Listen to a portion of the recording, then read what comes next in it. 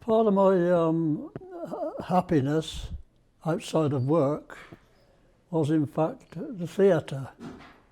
I had an elder brother who was a professional actor and an old dad who was an old dad actor. But I took to it as well, so I've covered a lot of different jobs and a lot of different types of acting. One like the good old days, which is always was a real popular show, and I was the chairman. A lot of people might remember the good old days, I don't know, but you always had a chairman there that brought you into it. Once again, good evening, ladies and gentlemen, that one. I could do the whole of that, but I'm coming on stage now. Once again, good evening, ladies and gentlemen, and welcome to this emporium of entertainment, this cavern of conviviality, in which the management proudly presents at enormous expense an adulatory and absorbing amalgam of accomplished artistes, advantageously arrayed to essay the very acme of audible aspirations. And that was better out than in, I can tell you. I've also performed in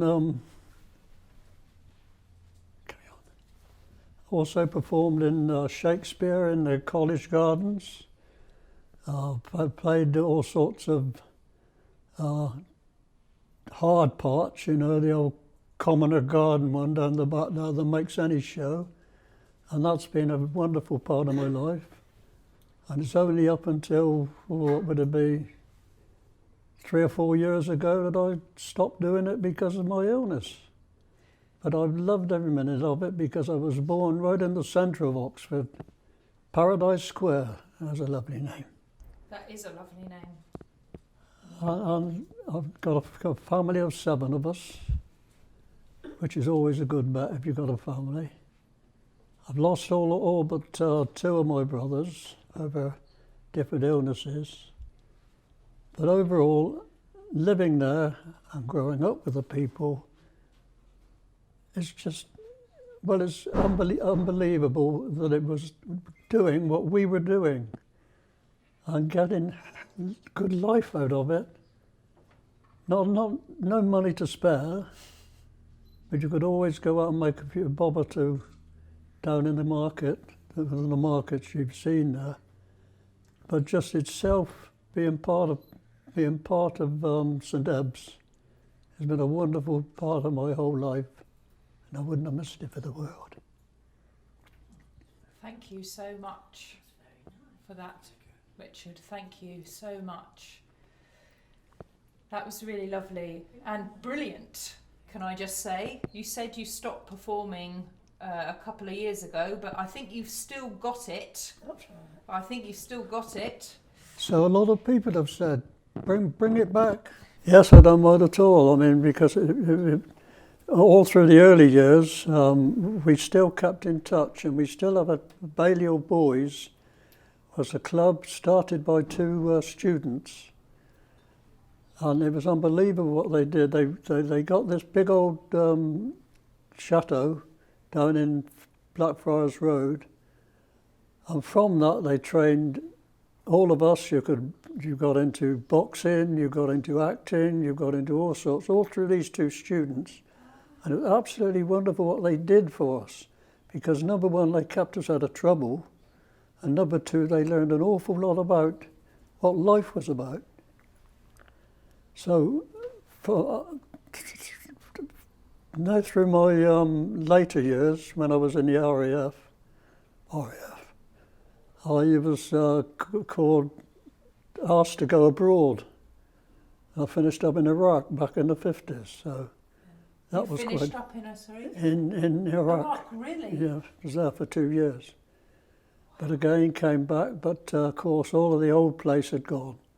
The old houses had gone and everything had gone, but the friendship and the people hadn't. So to go all those years, to have somebody 40, 50 years later getting together as a group, it showed you what it was like living and working in those days. and you could never equal it.